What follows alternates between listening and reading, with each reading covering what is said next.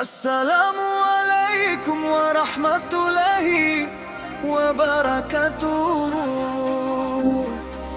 Tiba waktunya bulan yang dinanti-nanti, bulan suci Ramadan. Fartilat 47 Has bersama DJ Armang Bugis, kita bersyair lewat lagu ini.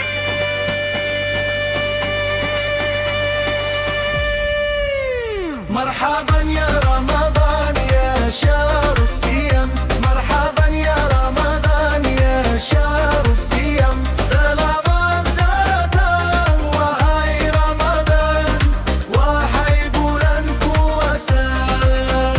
Marhaban ya Ramadan ya syahrus siyam, marhaban ya Ramadan ya syahrus siyam. Selamat datang wahai Ramadan, wahai bulan puasa. Selamat datang Ramadan, bulan penuh ampunan. Selamat datang Ramadan, bulan penuh ganjaran. Mari kita menyambut dengan hati gembira, mari kita menyambut dengan hati bahagia.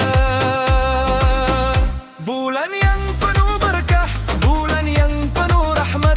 Pintu surga dibuka, pintu neraka ditutup. Setan-setan terbelenggu tak lagi menggoda, hanya bagi mereka yang bertakwa padanya. Marhaban ya Ramadan ya syahrus siyam, marhaban ya Ramadan ya syahrus siyam. Selamat datang wahai Ramadan, wahai bulan puasa. Marhaban ya Ramadan ya syahrus siyam, marhaban ya Ramadan ya syahrus siyam. Selamat datang wahai Ramadan, wahai bulan puasa. Datangnya bulan ini, bulan yang sangat suci, menghapus segala dosa yang telah kami lalui. Kini tiba waktunya kita untuk bertaubat, kembali ke jalanmu, jalan yang engkau ridha.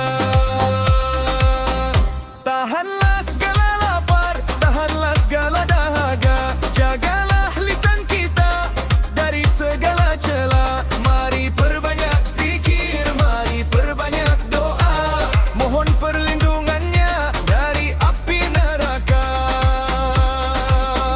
Lailatul Qadar tiba di malam yang mulia, malam 1000 bulan, rahmatnya tak terhingga.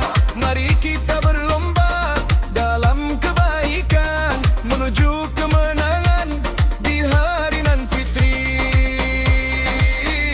Marhaban ya Ramadan ya syahrus siyam, marhaban ya Ramadan ya syahrus siyam. Selamat datang wahai Ramadan, wahai bulan puasa. Marhaban ya Ramadan ya syahrus siyam, marhaban ya Ramadan ya syahrus siyam. Selamat datang wahai Ramadan, wahai bulan puasa.